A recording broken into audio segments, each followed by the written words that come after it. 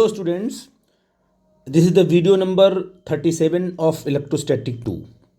Okay बेटा, आज हम लोग पढ़ेंगे electric field due to charge conducting sphere. ठीक है ना। अब हम लोग मैक्सिमम स्फीयर पे बात करेंगे कि हमारे पास एक यूनिफॉर्मली चार्ज स्फीयर है तो वो इलेक्ट्रिक फील्ड कैसे बनाएगा।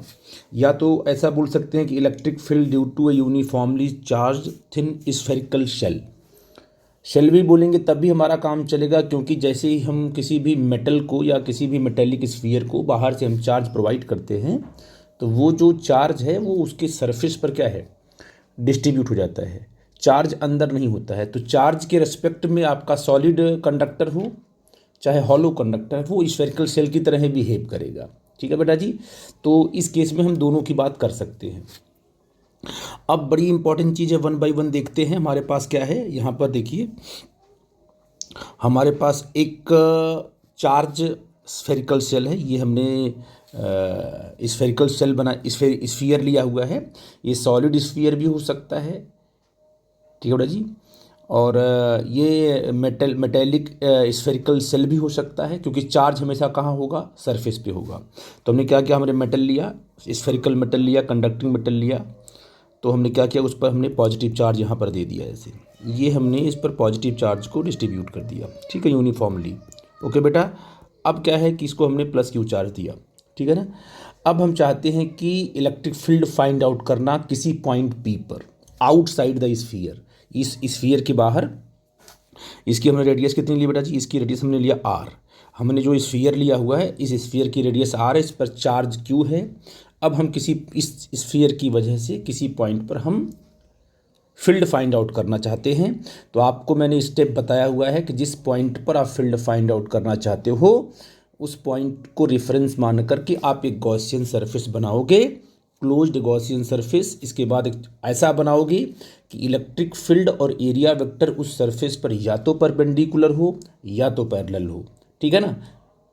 अब वहाँ से एक छोटा सा एलिमेंट कट करोगे डी और वहाँ से निकालोगे ई डॉट डी ए, और पूरे के पूरे क्लोज सरफेस पर आप उसको इंटीग्रेट करके गॉस लॉ लगा दोगे कि गॉस लॉ कहता है कि Q enclosed upon epsilon not, ठीक है ना, जो हमारा फ्लक्स आएगा। तो हम उस तरीके से आगे बढ़ेंगे।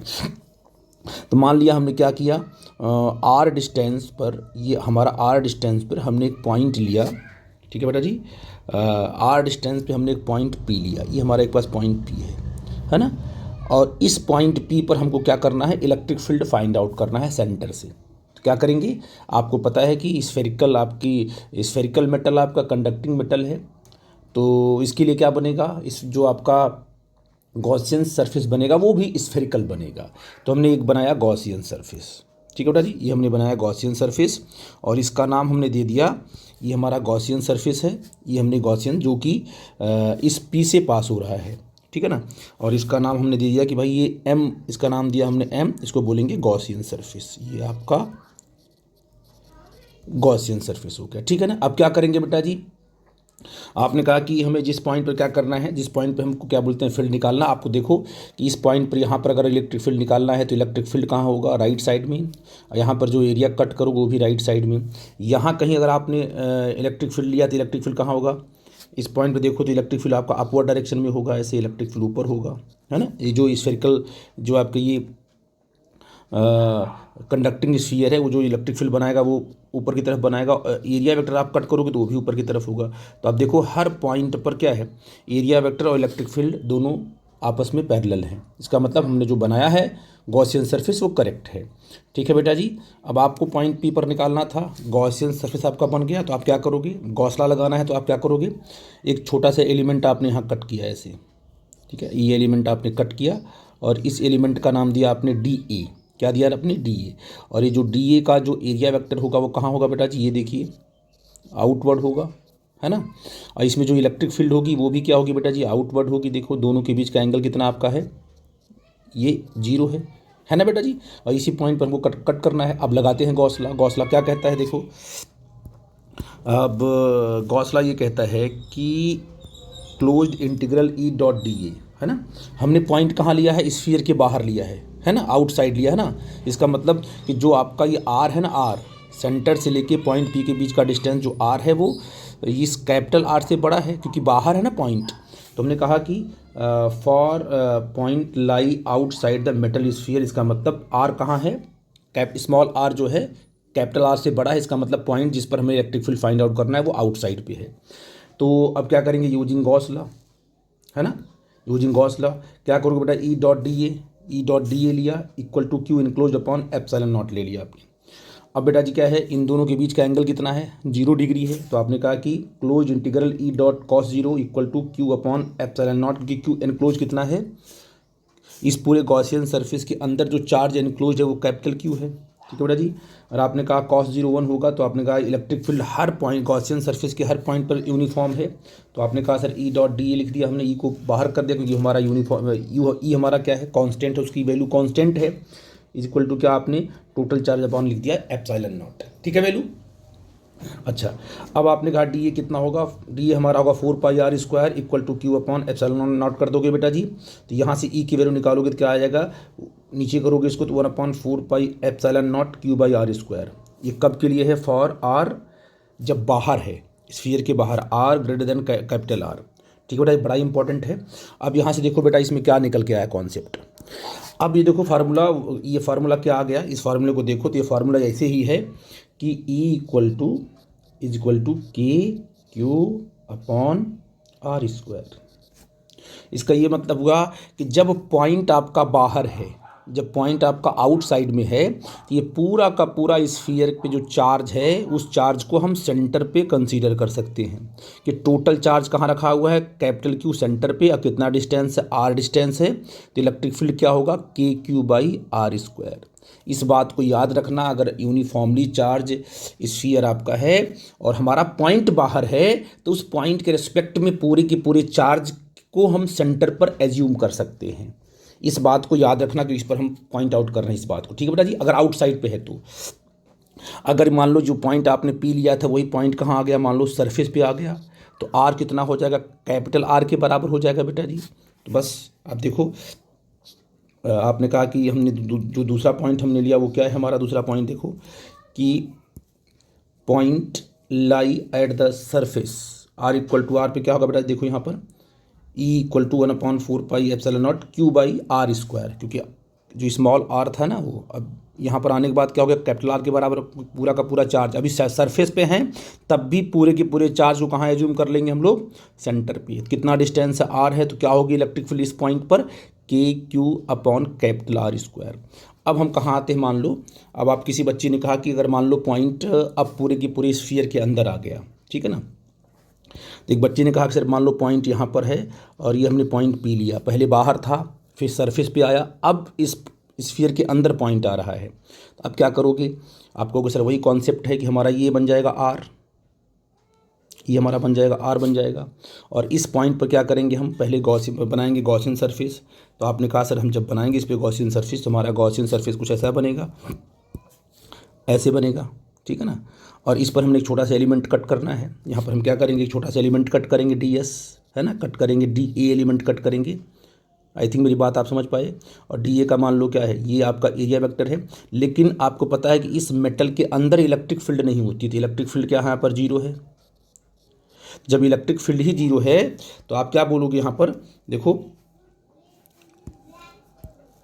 ये बेटा जी for a point lie inside the metal sphere, तो क्या होगी, for a gaussian gauss law apply करेंगे तो क्या आएगा, आपका होगा sir E dot D A, हमने डी एस लिखा है, डी ए होगा और Q enclosed upon epsilon not equal to zero के बराबर होगा। क्यों, क्योंकि आपकी इलेक्ट्रिक फील्ड ही जीरो है अंदर, ठीक है ना। तो सॉरी इलेक्ट्रिक फील्ड तो निकालना आपको है, सॉरी इलेक्ट्रिक फील्ड आपको निकालना, ये पता नहीं है जीरो है कि नहीं है, ठीक है बेटा, ये आपको नहीं मालूम है कि इलेक्ट्रिक फील्ड जीरो है कि नहीं है, वो तो गॉस लॉ लगाते ही वो आंसर उसका आ जाएगा, ठीक है ना। लेकिन आपका जो क्यू एनक्लोज्ड कितना है, क्यू एनक्लोज्ड बताओगे कितना, what is the Q enclosed, इस गॉसियन सरफेस के अंदर कितना चार्ज एनक्लोज्ड है, जीरो, क्योंकि सारे के सारे चार्ज तो बाहर हैं।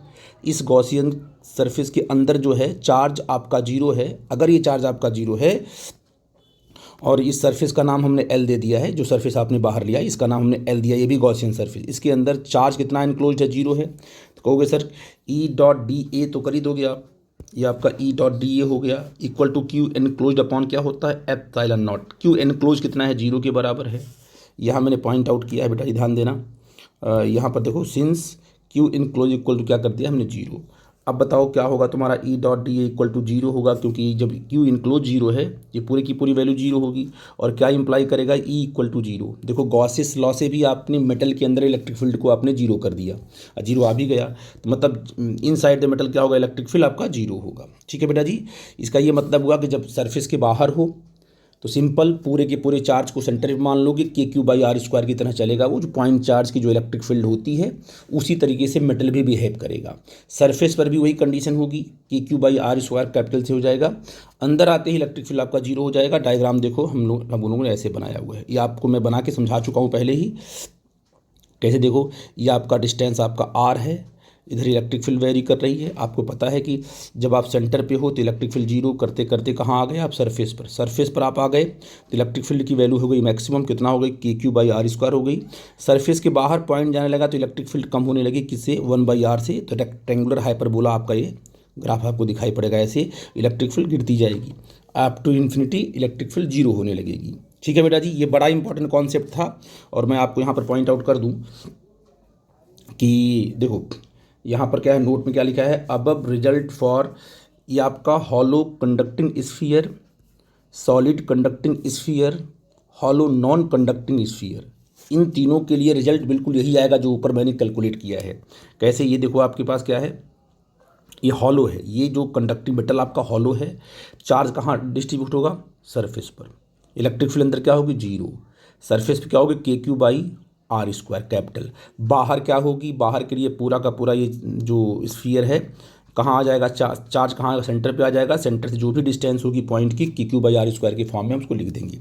ये जो आपका है ये आपका सॉलिड स्फीयर है, सॉलिड कंडक्टिंग स्फीयर है, अंदर भरा हुआ है। लेकिन जब इसको आप चार्ज दोगे वो चार्ज सरफेस पे आके रिसाइड्स हो जाएगा। ठीक है ना, तो जब अंदर रहोगे तो इलेक्ट्रिक फील्ड 0, सरफेस पे आओगे तो इलेक्ट्रिक फील्ड के Q upon capital R square. और जैसे ही बाहर जाओगे तो पूरे के पूरे चार्ज को कहाँ एज्यूम कर लोगे, सेंटर पे। तो K Q by small R square से इलेक्ट्रिक फील्ड डिफाइन होगी। और जब बाहर चला गया पॉइंट तो whole charge behave as a point charge at the centre. ठीक है बेटा जी, तो ये आपका हो गया सॉलिड कंडक्टिंग स्फीयर। अगर मान लीजिए नॉन कंडक्टिंग स्फीयर है और आपका ये नॉन कंडक्टिंग, लेकिन चार्जेस क्या है, यूनिफॉर्मली क्या है, डिस्ट्रीब्यूटेड हैं। और हॉलो है, हॉलो का मतलब चार्ज कहाँ होगा, सरफेस पे होगा। फिर वही कंडीशन, सरफेस पे आप अगर हो, अंदर हो तो अंदर तो चार्ज है ही नहीं, तो इलेक्ट्रिक फील्ड आपकी 0 है। नॉन कंडक्टिंग है तब भी, लेकिन हॉलो है ना आपका ये। इसके बाद जब आप सरफेस पे आए तो K Q by capital R square. और जैसे ही पॉइंट बाहर गया तो पूरा का पूरा चार्ज कहाँ माना जाएगा, सेंटर पर। तो वो हो जाएगा पूरा का पूरा sphere as a point charge हो जाएगा। अब पॉइंट चार्ज की इलेक्ट्रिक फील्ड आप जानते हो, K Q upon small R square. तो इस तरीके से इन तीनों केसेस के लिए ऊपर का रिजल्ट ही आपका वैलिड होगा। ठीक है बेटा जी, आई थिंक मेरी बात आप समझ गए। अब अगले कॉन्सेप्ट में आते हैं कि अगर मान लीजिए आपका जो स्फीयर है वो मेटल नहीं है, ठीक है ना, वो आपका नॉन कंडक्टिंग स्फीयर है। अच्छा, नॉन कंडक्टिंग स्फीयर है, अगर हॉलो है तब तो ठीक है, वही उसी तरीके से चलेगा जो हमारा चल रहा था मेटल। लेकिन नॉन कंडक्टिंग स्फीयर है, उसमें चार्जेस यूनिफॉर्मली डिस्ट्रीब्यूटेड हैं, वो सॉलिड है।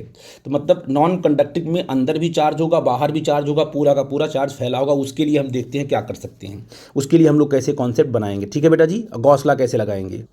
ओके बेटा, तो बेटा गॉसेस लॉ का जो 5th एप्लीकेशन है वो हम गॉसेस लॉ की हेल्प से electric field due to uniformly charge non conducting sphere. ऐसा है कि नॉन कंडक्टिंग आपके पास सॉलिड स्फीयर है, ठीक है ना, जिसमें चार्ज अंदर बाहर सब भरा हुआ है। उसकी वजह से हम लोग इलेक्ट्रिक फील्ड फाइंड आउट करना चाहते हैं। ठीक है ना, सबसे पहले क्या है, हम कहाँ लेंगे, हम जो है कि पॉइंट को बाहर लेंगे, आउटसाइड लेंगे। और जैसे ही हम पॉइंट को, मान लीजिए हमने पॉइंट यहाँ लिया आउटसाइड, अब ये पॉइंट इसे आपने बाहर लिया आउटसाइड, ये पॉइंट आपका बाहर है। इस पॉइंट पे हम क्या इलेक्ट्रिक फील्ड फाइंड आउट करना चाहते हैं। तो क्या बनाएंगे, हम बनाएंगे गॉसियन सरफेस बनाएंगे, स्मॉल एलिमेंट कट करेंगे, इंटीग्रेट करेंगे। ठीक है बेटा जी, और क्यू इनक्लोज अपॉन क्या करेंगे, एप्सिलॉन नॉट करेंगे, आगे बढ़ेंगे। इस पर चार्ज आपने अंदर से पूरा क्यू भरा हुआ है, ये आपके नॉन कंडक्टिंग सॉलिड स्फीयर है। तो ये बताइए, जैसे पॉइंट आपका बाहर चला गया आर, ये पूरा का पूरा जो आपके पास ये जो आपके पास चार्ज है, वो चार्ज को हम एज ए सेंटर पे एज्यूम कर लेंगे। क्योंकि बाहर ना स्फीयर के बाहर अगर पॉइंट है तो अगर यूनिफॉर्मली चार्ज डिस्ट्रीब्यूटेड है तो पूरे के पूरे चार्ज को एज सेंटर पे हम एज्यूम कर लेंगे। तो यहाँ से लेके पूरा का पूरा चार्ज कैपिटल क्यू कहाँ आ गया, सेंटर पे आ गया। जब पूरा का पूरा चार्ज कैपिटल सेंटर पे आ गया तो आर डिस्टेंस पे क्या होगी इलेक्ट्रिक फील्ड, के Q upon R square. Simple सी बात है। तो आउटसाइड में कोई दिक्कत की बात नहीं है। सरफेस पे आ जाएंगे तब भी कोई प्रॉब्लम की बात नहीं। सरफेस के लिए भी चार्ज को अंदर ही माना जाएगा और कहाँ माना जाएगा, सेंटर भी माना जाएगा। तो आउटसाइड पॉइंट के लिए और सरफेस के पॉइंट के लिए पूरा का पूरा चार्ज एज ए सेंटर पे आ गया और पॉइंट चार्ज हो गया और रिजल्ट आपका बिल्कुल सेम आने वाला है। कैसे, देखो बेटा जी, आपने कहा कि ये देखिए ध्यान से कि for R greater than capital R, मतलब पॉइंट आपका बाहर है। ये आपका कैपिटल आर से ये जो आर बड़ा है इसका मतलब पॉइंट बाहर है। वो क्या इंप्लाई करेगा, ई आउटसाइड क्या होगा, K Q by R square. Simple होगा, पूरा का पूरा चार्ज एज सेंटर मान लिया गया है। और for R equal to R के लिए क्या होगा, सरफेस पर इलेक्ट्रिक फील्ड क्या होगी, K Q by capital R square होगी, क्योंकि सरफेस के पॉइंट के लिए भी चार्ज कहाँ माना जाएगा, एज सेंटर माना जाएगा। ठीक है बेटा जी।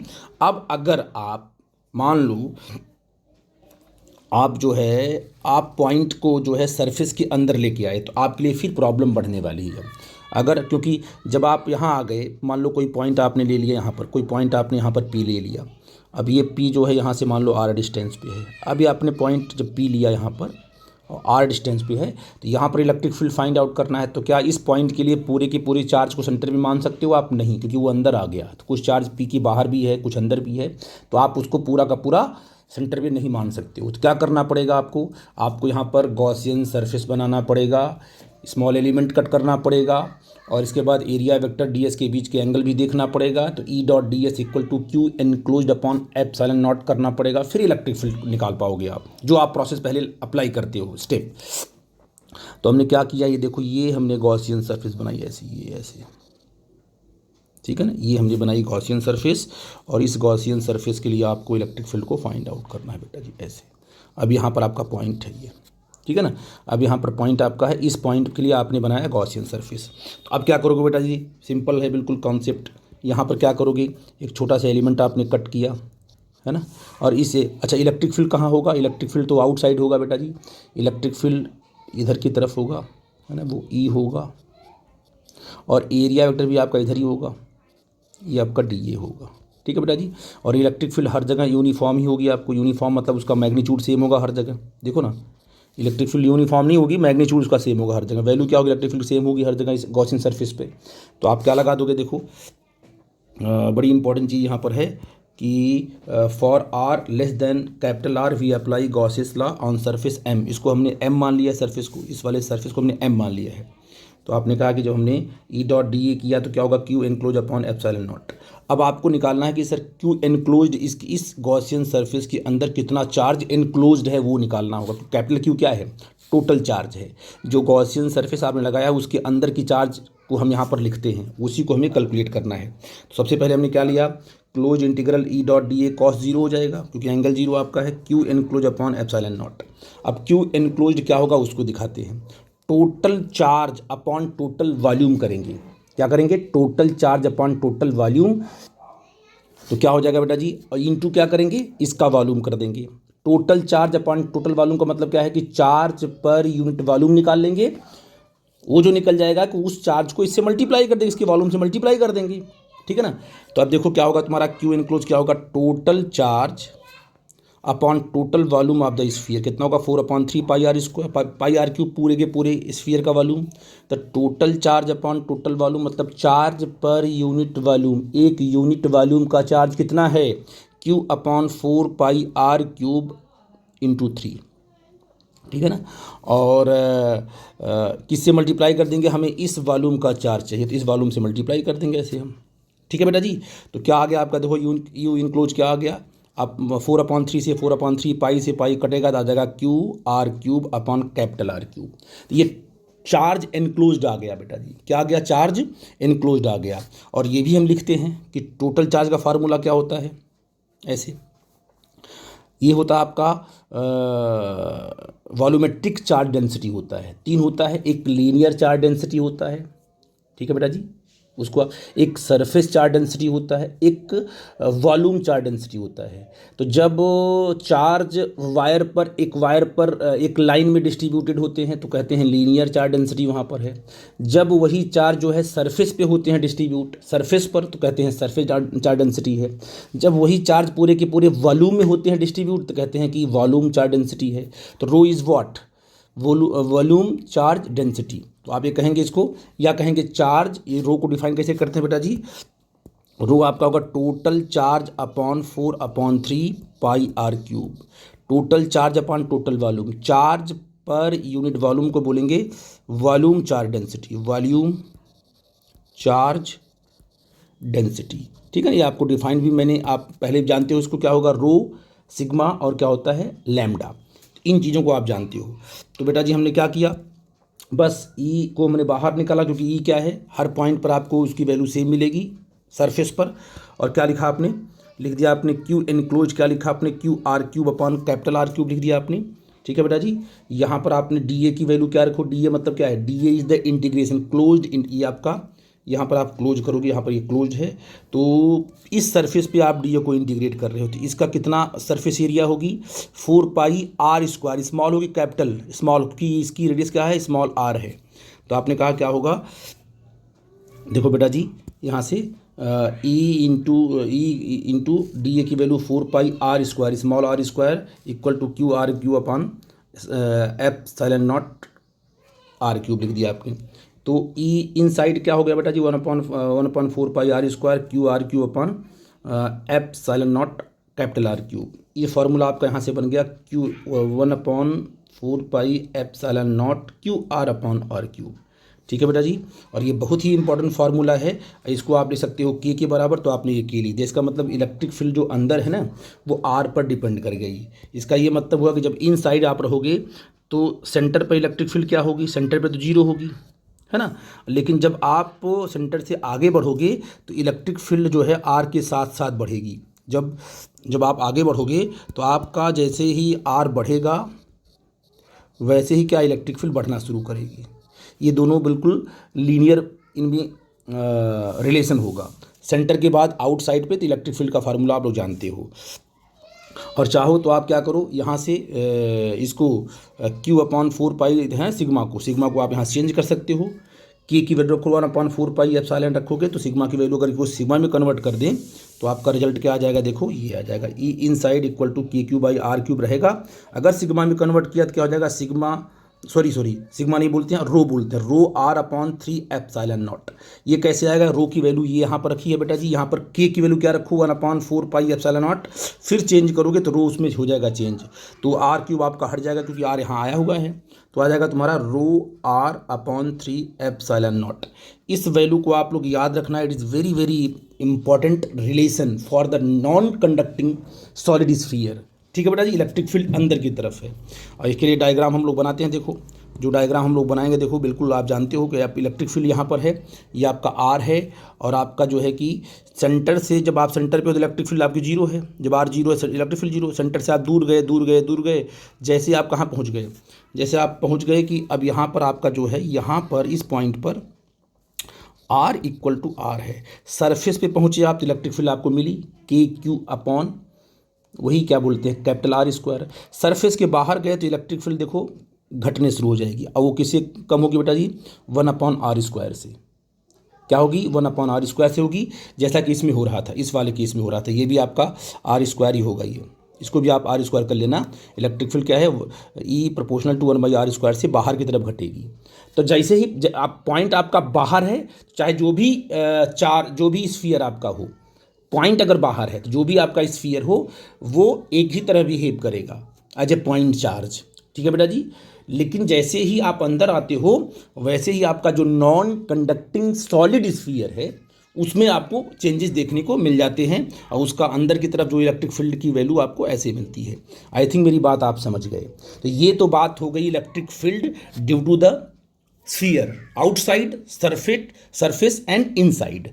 ठीक है बेटा जी, ये रिजल्ट आपको याद रहेगा, डायग्राम आपको याद रहेगा, तो ग्राफ इसका बहुत ज़रूरी है याद करना, और कॉन्सेप्ट जो है उसका होना जरूरी है कि गॉस लॉ लगाते कैसे हैं। ठीक है बेटा जी, आई थिंक आपको बात समझ में आई होगी। मैं अगले कॉन्सेप्ट चलता हूँ। ठीक है, अब बेटा ये आपके बोर्ड में कभी कभी पूछता है, इसलिए मैंने इसको एक्सप्लेन कर दिया क्या कि deduction of Coulomb's law from the Gauss's law. Simple है, इसको आप पहले कर चुके हो, हम एक बार करके दिखाते भी आपको हैं। तो कैसे करेंगे? गॉसेस लॉ हमारा क्या कहता है, आपको पता है कि गॉसियन बनाना पड़ेगा, सरफेस स्मॉल एलिमेंट कट करना पड़ेगा, डी ए ई का इंटीग्रेट करके Q enclosed upon epsilon not निकालना होगा। इस तरीके से हमें आगे बढ़ना होता है। तो आपने क्या किया, आपके पास मान लो एक प्लस क्यू चार्ज यहाँ रखा हुआ है, ऐसे एक प्लस क्यू चार्ज रखा हुआ है बेटा जी, ठीक है ना। अब इस प्लस क्यू चार्ज मान लो सेंटर यहाँ पर है, और इसकी जो डिस्टेंस आपने लिया मान लो यहाँ पर मान लो कोई पॉइंट हमारा यहाँ पर, इस पर कोई पॉइंट हमारा मान लो P है, ये कोई पॉइंट हमारा P है, ठीक है ना। इस पॉइंट पर आपको मान लो इस पॉइंट पर आपने क्या रख दिया, Q नॉट रख दिया आपने, ठीक है ना। अब डिस्टेंस कितना मान लो, इन दोनों के बीच का डिस्टेंस मान लो R है। तो क्या होता है कूलम्स लॉ, K/Q1/Q2/R²। तो K/Q नॉट/R² आना चाहिए, ठीक है ना। हम गॉसेस से इसको सॉल्व करेंगे। सबसे पहले इस पॉइंट P पर हम निकालेंगे इलेक्ट्रिक फील्ड की क्या वैल्यू है। तो आप क्या बनाओगे, आप बनाओगे एक गॉसियन सरफेस। आपने क्या बना दिया, एक गॉसियन बना दिया सरफेस। जिस पॉइंट पर आपको निकालना है इलेक्ट्रिक फील्ड, उस पॉइंट को रेफरेंस मानकर आपने क्या बना दिया, एक गॉसियन सरफेस। फिर आपने क्या किया, यहाँ पर एक छोटा सा एलिमेंट कट किया, DA। क्या कट किया बेटा जी, DA। और DA की डायरेक्शन क्या है, अब गॉस लॉ लगाना है तो आपको एलिमेंट कट करना पड़ेगा। ये आपका DA लगा दिया, आपका इलेक्ट्रिक फील्ड, ये एरिया वेक्टर की डायरेक्शन हो गई आपकी, ये हो गई एरिया वेक्टर, और इलेक्ट्रिक फील्ड भी आपकी इधर ही होगी, है ना। बस अब लगा दिया हमने गॉस लॉ जो पहले करते आए हैं पॉइंट चार्ज के लिए। तो आपने कहा सर कि according to Gauss's theorem close integral E.dA Q/ε0। Q आपका जो एनक्लोज्ड है, तो क्लोज इंटीग्रल E.cos 0 होगा, क्योंकि दोनों के बीच का एंगल आपका 0 है, और इक्वल टू क्या किया आपने, Q/ε0 कर दिया, ठीक है ना। तो आपको पता है कि ये क्या हो गया, सिंपल E.dA हो जाएगा, Q/ε0 हो जाएगा बेटा जी। ई क्योंकि हर गॉसियन सरफेस के हर पॉइंट पर ई आपका सेम है, ई की वैल्यू सेम है, तो ई को आपने बाहर निकाल लिया। इसके बाद क्या बचा आपका डी ए का जो इंटीग्रेट करोगे तो क्या आएगा बेटा जी बताओ, 4πr²। सरफेस एरिया को जब आपने पूरा का पूरा निकालना होगा तो आपका 4πr² होगा, क्योंकि स्फीयर है, Q/ε0 होगा। तो इलेक्ट्रिक फील्ड आप निकाल लिए, तो निकाले हो पहले से कि electric field at point P due to the point charge 1/4πε0 Q/r², ठीक है ना। अब यहाँ पर इलेक्ट्रिक फील्ड अगर आ गया तो यहाँ पर फोर्स भी निकल जाएगा। कैसे निकल जाएगा, यहाँ पर चार्ज क्या रखा आपने, Q0, क्या रखा आपने, Q0। तो फोर्स कितना होगा, Q0 × E होगा। आप जानते हो जो फोर्स का फार्मूला होता है क्या होता है, फोर्स इक्वल टू क्या होता है, Q0 × E होता है। जो चार्ज आपने रखा है उस पर जो इलेक्ट्रिक फील्ड लग रहा है, दोनों को मल्टीप्लाई कर देंगे तो फोर्स निकल जाएगा। तो बस आपने कहा कि सर यहाँ से कि if the another charge point charge Q0 is placed at this point then the force Q will be क्या होगा, F Q0 होगा, इतना रख दिया वैल्यू आपको, तो आपका ये कूलम्स लॉ आ गया। सिंपल इलेक्ट्रिक फील्ड निकाल करके आपको which is the Coulomb's law. Electric field आप निकालना जानते हो गॉसियन की हेल्प से, गॉसेस लॉ की हेल्प से इलेक्ट्रिक फील्ड निकाल लेते हो। इलेक्ट्रिक फील्ड निकाल करके आप उस पर रख दो Q0 से मल्टीप्लाई करो तो फोर्स आ जाएगा। तो इसे बोलते हैं deduction of Coulomb's law by the Gauss's law. I think मेरी बात आप समझ गए, तो इसमें कुछ था नहीं, ये पहले से आपने किया हुआ है, ठीक है बेटा जी। अब हम अगले कॉन्सेप्ट चलेंगे, बड़ा इंपॉर्टेंट कॉन्सेप्ट है, उसको 1 by 1 हम लोग देखते हैं, ठीक है। अब बेटा हम बात करेंगे electric potential due to the sphere. Electric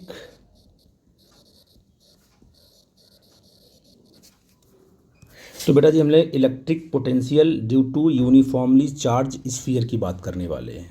important point है, इससे कई बार क्वेश्चन आ चुके हैं, डेरिवेशन इसका नहीं आता है लेकिन इससे क्वेश्चन बहुत आते हैं, इसलिए प्लीज़ इसको फोकस करना आप लोग। इसे मान लो आपने कहा कि हमारे पास क्या है, hollow conducting sphere, solid conducting sphere and hollow non conducting sphere. इन तीनों केसेस में जो चार्जेज होंगे वो सरफेस पे होंगे, ठीक है बेटा, ये तो कन्फर्म हो गया।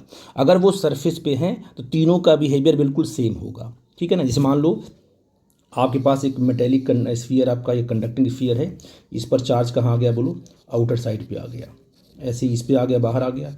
इसकी जो रेडियस आपने क्या लिया, R लिया।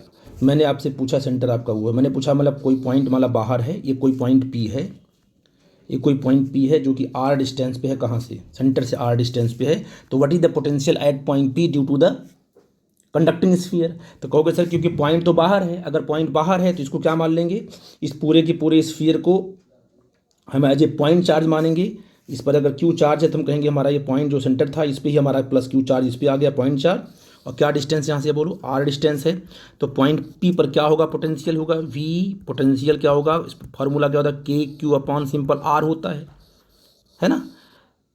तो आप बताओ आउटसाइड क्या होगा पोटेंशियल, अगर जो है कि अगर आप पहली कंडीशन क्या आ गई, अगर मान लो स्मॉल r बड़ा है कैपिटल R से, है ना, इसका मतलब क्या है पॉइंट कहाँ पर है बेटा जी, आउटसाइड पर है, कहाँ पर है, आउटसाइड में है, तो पोटेंशियल क्या होगा बेटा जी के capital Q upon simple R होगा, जो आपका पॉइंट चार्ज का होता है पोटेंशियल।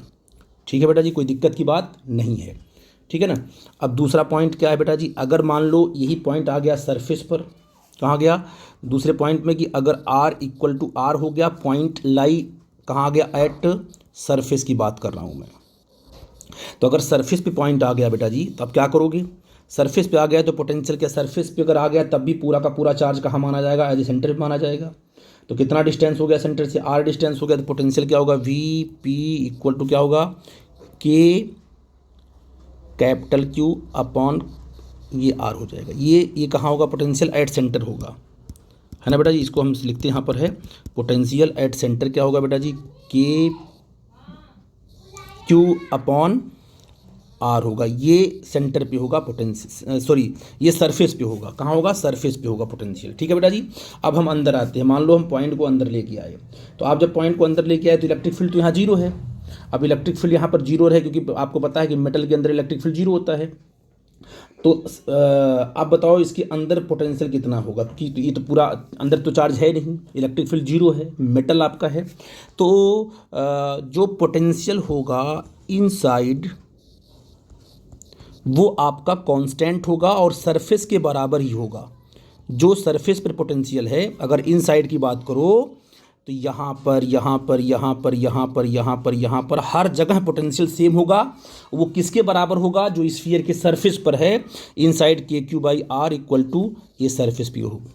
ठीक है बेटा जी, क्यों, क्योंकि आपको पता है कि जो आपका इलेक्ट्रिक फील्ड होता है वो होता है minus D V upon D R, मैं बता चुका हूँ। अगर इलेक्ट्रिक फील्ड जीरो है, अगर ये इलेक्ट्रिक फील्ड आपका जीरो है जिस पॉइंट पर, वहाँ पर पोटेंशियल V क्या होगा, कांस्टेंट होगा। क्यों, क्योंकि किसी कांस्टेंट को जब डिफरेंशिएट करोगे तभी वो जीरो के बराबर आएगा। इसका मतलब इस मेटल कंडक्टिंग स्फीयर के अंदर हर पॉइंट पर पोटेंशियल आपका सेम होगा, सरफेस पे जो होगा वही अंदर भी होगा। मैं बता भी चुका हूँ कि मेटल के केस में क्या देखते हो आप, कि मेटल वाले केस में मेटल बिहेव एज क्या है, इक्वी पोटेंशियल सरफेस, पूरा का पूरा जो बॉडी है इक्वी पोटेंशियल सरफेस की तरह वो बिहेव करती है। ये कॉन्सेप्ट आपको बताना था, आप समझ गए इस बात को, ठीक है ना। और इनसाइड पे आई थिंक मेरी बात आप समझ गए, ठीक है ना। लेकिन अब इन तीनों केसेस के लिए तो पोटेंशियल की वैल्यू आपकी यही तीन होगी। लेकिन अगर आपका नॉन कंडक्टिंग सॉलिड स्फीयर है, कैसा है, नॉन कंडक्टिंग सॉलिड स्फीयर है, तो उसके लिए आपके केसेस बदलेंगे। उनको हम दिखाते हैं किस तरीके से आपको उसको समझना है। अब देखो बेटा, मैंने यहाँ चार्ट बनाया। सबसे पहले आप इधर देखना, इस राइट साइड में देखो, आपको समझ में बात आएगी कि मैं क्या कहना चाहता हूँ। इस साइड में देखना आप लोग। अब चार्ज स्फीयर कंडक्टिंग अगर है at distance R from the centre, ये आपके पास कंडक्टिंग स्फीयर है, इस पर चार्ज प्लस क्यू आपका डिस्ट्रीब्यूटेड है।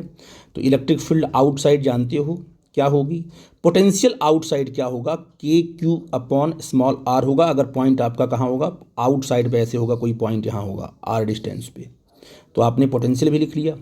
अच्छा, इलेक्ट्रिक फील्ड सरफेस पे क्या होगी, अगर सरफेस पे आप हो तो K Q capital R square होगी, या पोटेंशियल सरफेस पे क्या होगा, के क्यू बाई आर होगा। ये मैंने अभी आपको बताया। इलेक्ट्रिक फील्ड जो है इनसाइड अगर आप आ गए, अगर अंदर आ गए तो अंदर इलेक्ट्रिक फील्ड क्या होगी, जीरो होगी। अब पोटेंशियल जो इनसाइड होगा वो कांस्टेंट होगा, क्या बोलेंगे उसको, के क्यू बाई आर बोलेंगे। जो सरफेस पे पोटेंशियल वही अंदर भी पोटेंशियल होगा, ठीक है ना। तो इलेक्ट्रिक फील्ड के लिए हमने डायग्राम बना रखा था आपको कि भाई इलेक्ट्रिक फील्ड में क्या होगा, जब आप R इक्वल टू कहाँ पहुँचोगे, R पे, तो इलेक्ट्रिक फील्ड आपकी मैक्सिमम होगी। इसके बाद बाहर निकलोगे तो इलेक्ट्रिक फील्ड कम होने लगेगी 1/r स्क्वायर से।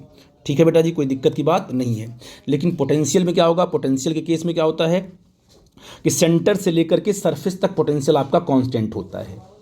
तो आप कहोगे सर कि मान लो center R equal to zero है, तो R इक्वल टू जीरो पर पोटेंशियल होगा, और कितना होगा, जो सरफेस पर है, ये ना आपका है। अगर आपने कहा कि सर हमारा जो है ये हमारा जो है स्फीयर है, तो या क्या यहाँ पर पोटेंशियल है, आप कहोगे सर है, कितना है, जो सरफेस पर है। तो ये जो ऊपर मतलब R जीरो है, सरफेस पर क्या इतना पोटेंशियल है। जैसे ही आप आगे बढ़ना शुरू किए तो पोटेंशियल बढ़ रहा है क्या, नहीं, पोटेंशियल यहाँ तक कांस्टेंट है। जैसे ही R बढ़ेगा तो कैपिटल आर सरफेस तक आपका पोटेंशियल कांस्टेंट होगा। इसके बाद जैसे ही आप बाहर निकल जाओगे पोटेंशियल डाउन होना शुरू हो जाएगा 1/r से। तो पोटेंशियल जो है आपका इस तरीके से डाउन हो रहा है और ग्राफ बनाता हुआ नीचे जाएगा। तो ये तो आपके पास कंडक्टिंग वाला कॉन्सेप्ट आ गया। ठीक है बेटा जी।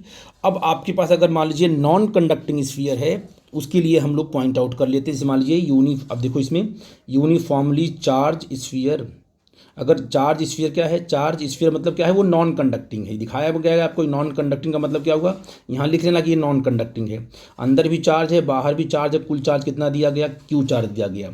जब आप आउटसाइड पे हो तो फील्ड आपकी वही आएगी, पोटेंशियल भी आपका वही आएगा। जब आप सरफेस पे हो तो फील्ड भी आपकी सरफेस पर की आएगी और पोटेंशियल भी आपका सरफेस पे आएगा।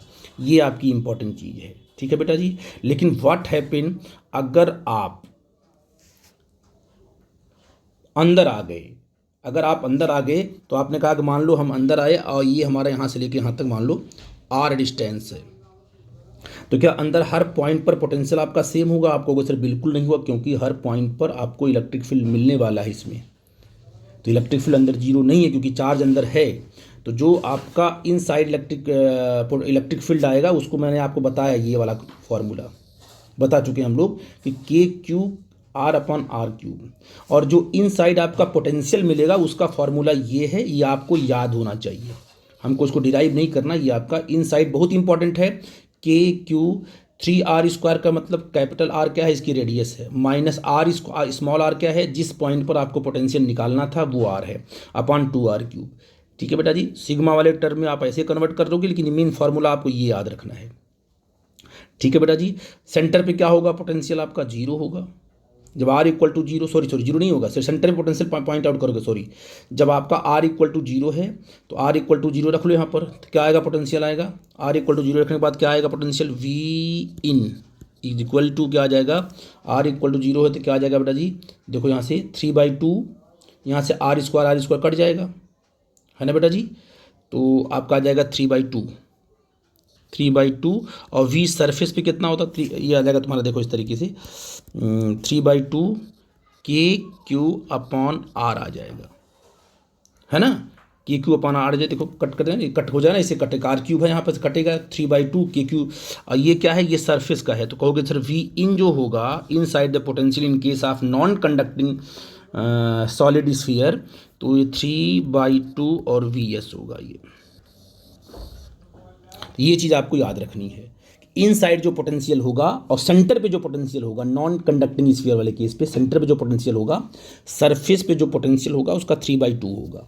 ठीक है बेटा जी। तो ये कॉन्सेप्ट आप याद रखना। अब यहाँ पर डायग्राम आप देख ही रहे हो, डायग्राम जो मैंने बनाया है तो मैंने आपको सिखा ही दिया है। डायग्राम कैसे बनेगा, इलेक्ट्रिक फील्ड आपकी लीनियर होगी, फिर क्या होगी, कम होने शुरू। हाँ, पोटेंशियल वाले केस में देखते हैं कि सेंटर पर जब आप हो तो सेंटर पर आपका पोटेंशियल जो है VC के बराबर है। वो कितना है, सेंटर पे 3/2 KQ/R है। सेंटर से जब दूर जाओगे तो आप सेंटर से दूर जाना, आप पोटेंशियल कम होते होते होते होते सरफेस पे आप पहुंचोगे तो पोटेंशियल आपको कुछ मिलेगा। सरफेस पे कितना होगा तुम्हारा, वो KQ/R होगा। सरफेस के बाहर जाओगे तो पोटेंशियल आपका गिरना शुरू हो जाएगा। ये non conducting sphere, solid sphere के लिए ये बनाया गया है फॉर्मेट। तो प्लीज़ इसको आप लोग ध्यान से समझना, कोई डाउट होगा तो हमसे पूछना। ठीक है बेटा जी। तो ये आपके पास कुछ कॉन्सेप्ट थे, किससे, कि इलेक्ट्रिक पोटेंशियल और electric field for the charge sphere, uniform non uniform, तो उन चीज़ों को, sorry conducting and non conducting, इन चीज़ों को आप लोग पॉइंट आउट कर लेना बेटा जी। इसके बाद मैं अगले टॉपिक पे जा रहा हूँ जो कि बहुत ही इंपॉर्टेंट है। 1 by 1 एक एक करके एक एक चीज़ को मैं एक्सप्लेन करूँगा। ठीक है, इन सब चीज़ों को आप लोग नोट कर लेना। तो बड़ा इंपॉर्टेंट है कंडक्टर एंड डाइलेक्ट्रिक्स। ये मैं पढ़ा भी चुका हूँ आपको, क्या है कंडक्टर, क्या है डाइलेक्ट्रिक्स। आपका पढ़ेंगे हम लोग, अब शुरू करने वाले हैं कैपेसिटर, तो उसमें पढ़ेंगे डाइलेक्ट्रिक्स के बारे में। आपका वो इंसुलेटर होता है, ठीक है ना।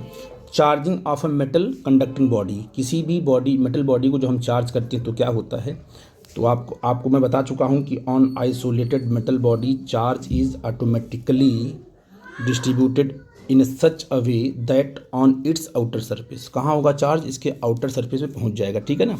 और जो उसका चार्ज का डिस्ट्रीब्यूशन होगा सिग्मा प्रोपोर्शनल टू क्या होगा 1/r होगा। मैं बता चुका हूँ कि सर जहाँ पर रेडियस ऑफ कर्वेचर, जहाँ पर शार्प एज होगा वहाँ पर डेंसिटी ज़्यादा चार्ज की होगी। ये तो मैं सब आपको एक्सप्लेन कर चुका हूँ।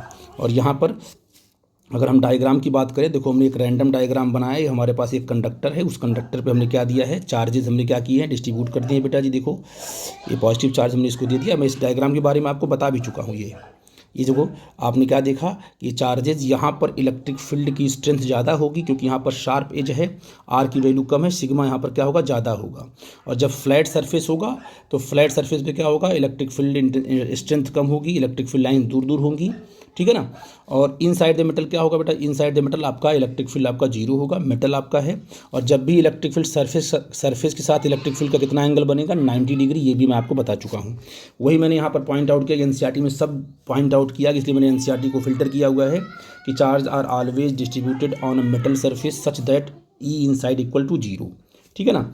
अच्छा, थर्ड पॉइंट आपका है कि always a metal body is the equipotential. आपको पता है कि पूरी की पूरी मेटल बॉडी क्या इक्वी पोटेंशियल, यहाँ का पोटेंशियल, यहाँ का पोटेंशियल, हर जगह का पोटेंशियल सेम होगा, ये मैं बता चुका हूँ आपको।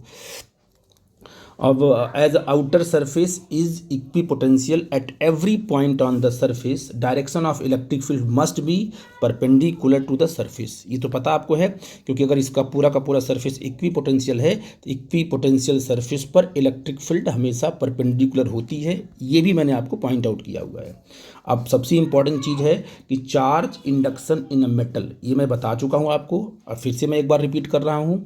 यहाँ पर आपके पास क्या है, एक मेटल बॉडी यहाँ पर आपके पास है, ठीक है बेटा जी। और वो भी कैसी है मेटल बॉडी, बोलिए। वो जो मेटल बॉडी आपकी अनचार्ज है, कैसी है बेटा जी, आपकी अनचार्ज मेटल बॉडी है, कोई दिक्कत नहीं है। आपने क्या किया, एक प्लस क्यू चार्ज ला के यहाँ रख दिया आपने। अब इस प्लस क्यू चार्ज से क्या होगी, इलेक्ट्रिक फील्ड लाइन्स निकलेंगी। देखो ऐसे ये इलेक्ट्रिक फील्ड लाइन्स निकल रही हैं, और ये इलेक्ट्रिक फील्ड लाइन कहाँ जाएंगी, मेटल में जाएंगी, इसको इंड्यूस करेंगी। तो आप कहोगे तो नेगेटिव चार्ज यहाँ आ जाएगा ऐसे। देखो आप ध्यान से, नेगेटिव चार्ज का हो, क्योंकि इंडक्शन होगा ना, पॉजिटिव चार्ज यहाँ पर है, तो लेफ्ट साइड में आपका नेगेटिव चार्ज आएगा, और राइट साइड में क्या आ जाएगा बेटा जी, पॉजिटिव चार्ज आ जाएगा ऐसे, है ना। ये आ जाएगा आपका पॉजिटिव चार्ज।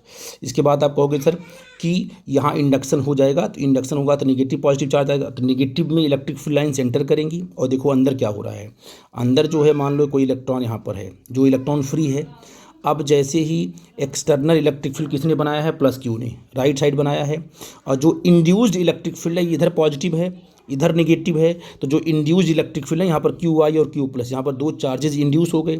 ये अपनी इलेक्ट्रिक फील्ड बनाएंगे, कहाँ बनाएंगे, लेफ्ट साइड में, तो इसे बोलेंगे ई इंड्यूस्ड, है ना बेटा जी। और ये जैसे ही ये दोनों फील्ड आपस में बराबर होंगी, ई एक्सटर्नल राइट साइड में है, जो कि बाहर से प्लस क्यू ने लगाया हुआ है, और ई आई ई इंड्यूस जो है इंड्यूस चार्ज ने लगाया हुआ है, जो लेफ्ट राइट में है। ये दोनों बराबर होंगे तो ई नेट क्या कर देगा, जीरो होगा। ये हमेशा ये दोनों बराबर हो जाते हैं, ठीक है बेटा जी। और जो आपका इलेक्ट्रिक फील्ड निकलेगा राइट साइड में पॉजिटिव चार्ज से, वो कुछ इस तरीके से बाहर निकलेगा, ठीक है ना। और याद रखिए, इसको हमने इसलिए बेंड किया क्योंकि मेटल सरफेस पर इलेक्ट्रिक फील्ड लाइंस क्या होती हैं, परपेंडिकुलर गिरती हैं, ठीक है बेटा जी। ये सब चीज़ें मैंने आपको पॉइंट आउट पहले कर दिया था, इसको आप समझिए। अगर कोई बोले कि भाई मेटल के अंदर क्या है पोटेंशियल, क्योंकि सर पोटेंशियल यहाँ पर अंदर सेम होगा, बिल्कुल कांस्टेंट होगा हर पॉइंट पर, क्योंकि ये मेटल है। तो एक्सटर्नल इलेक्ट्रिक फील्ड क्या equal to internal electric field के इक्वल हो जाएगी, तो net electric field inside the क्या है, बॉडी, मेटल बॉडी आपका जीरो हो जाएगी, ठीक है बेटा जी। मैंने लिखा है कि when metal body is placed in an external electric field, charges are induced on its surface such that final net electric field inside the body will be zero। अब आपको पता जीरो कैसे होगा, क्योंकि बेटा जी यहाँ पर आप देखो कि जो negative potential gradient equal to electric field के बराबर होता है। अगर इलेक्ट्रिक फील्ड कहीं पर जीरो हो तो भी क्या होगा, तुम्हारा कांस्टेंट होगा। ये मैंने अभी आपको एक्सप्लेन किया है। अब कुछ चीज़ें थोड़ी सी और बताते हैं आपको, बड़ा इंपॉर्टेंट कॉन्सेप्ट है, उसको देख लेते हैं। क्या है, हमको है electric field due to conducting and non conducting uniformly charge infinite sheet. मैंने इसको एक्सप्लेन भी किया है, यहाँ भी कर रहे हैं। मान लो हमारे पास क्या है, हमारे पास दो है, क्या बोलते हैं कि हमने क्या किया, हमारे पास दो, ये एक हमारे पास क्या है, कंडक्टिंग प्लेट है, एक हमारे पास नॉन कंडक्टिंग प्लेट है। दो प्लेट्स हमने लिया, ये कंडक्टिंग प्लेट है, ये नॉन कंडक्टिंग प्लेट है।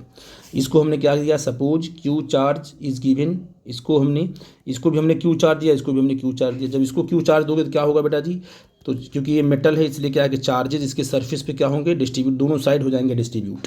और ये कैसा आपका है, नॉन कंडक्टिंग है, तो चार्जेस क्या होंगे, सरफेस पे नहीं जाएंगे, जहाँ रखोगे वहीं पर पड़े रहेंगे।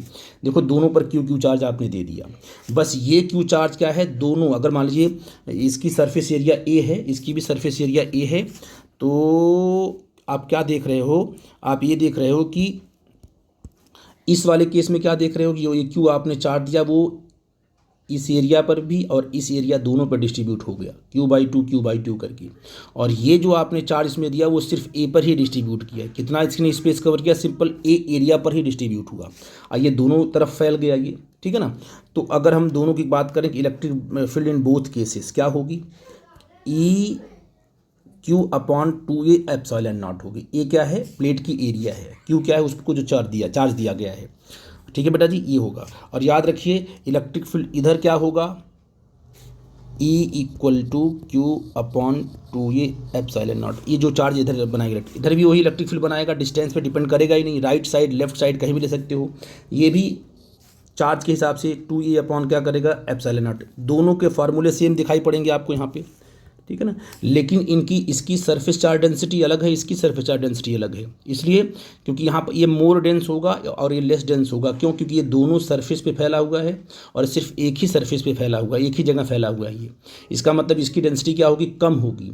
तो अगर इसी फार्मूले को हम सरफेस चार्ज डेंसिटी के फॉर्म में कन्वर्ट करें तो ये ई क्या हो जाएगा बेटा जी, sigma conducting upon epsilon not. यहाँ क्या होगा, सिग्मा नॉन कंडक्टिंग अपॉन क्या होगा, 2 एप्सिलॉन नॉट। ऐसा क्यों, क्योंकि इसका चार्ज क्या है, इसका चार्ज जो है दोनों साइड में फैला हुआ है और इसका चार्ज क्या है, सिर्फ एक ही साइड में फैला हुआ है, इसलिए क्या है सिग्मा/2 हो जाएगा इसका, ठीक है बेटा जी। तो वेयर सिग्मा नॉन कंडक्टिंग क्या होगा, Q/2 ये होगा। क्या होता है ये, Q/2 ये होता है।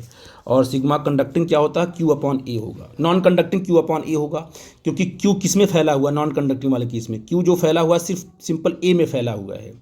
और यहाँ पर जो सिग्मा होगा चार्ज अपॉन एरिया, तो ये पूरा का पूरा चार्ज 2A में फैला हुआ है। इसीलिए कहते हैं बेटा जी कि जब आप कंडक्टिंग की बात करोगे, है ना, तो Q/2 ये Q/2 पूरा का पूरा सिग्मा लिखोगे। और जब नॉन कंडक्टिंग की बात करोगे तो Q/A को सिंपल सिग्मा लिखोगे। तो इसलिए आपने लिखा कि यहाँ पर sigma non conducting upon 2 epsilon not, मतलब Q/A को आपने क्या लिख दिया, सिग्मा नॉन कंडक्टिंग, है ना। और तो आपने कहा कि because Q is distributed in area 2A and इसमें because Q is distributed in area A, ठीक है बेटा जी। तो इस तरीके से दोनों, अब इसकी भी electric field right side left side में आपका हमेशा। तो याद रखिए जब आपकी कंडक्टिंग सीट है तो क्या होगी आपकी, सिग्मा अपॉन एप्सिलॉन नॉट होगी जब कंडक्टिंग सीट है। तो अगर उस पर चार्ज कितना, चार्ज डेंसिटी आपकी सिग्मा है तो, और नॉन कंडक्टिंग है तो सिग्मा/2। ये फार्मूला हमेशा आपको याद होना चाहिए बेटा जी, याद रखना आप लोग। सिग्मा अपॉन कंडक्टिंग के लिए क्या होगा, सिग्मा अपॉन एप्सिलॉन नॉट होगा, और नॉन कंडक्टिंग है तो क्या होगा, सिग्मा/2 एप्सिलॉन नॉट होगा। ये आर पर डिपेंड नहीं करता है, आर साइड में राइट में कहीं भी चले जाओ यही आपको फील्ड मिलेगी। और यूनिफॉर्म है, ये कैसी है, ये यूनिफॉर्म इलेक्ट्रिक फील्ड है। इसका मतलब जो प्लेट शीट आपकी है, चार्ज शीट, चाहे वो मेटल हो चाहे वो नॉन मेटल हो, जब वो इलेक्ट्रिक फील्ड बनाएगी तो वो यूनिफॉर्म बनाएगी, क्योंकि वो आर पर डिपेंड नहीं करता है। ये कॉन्सेप्ट बताना था हमको आपको, ठीक है बेटा।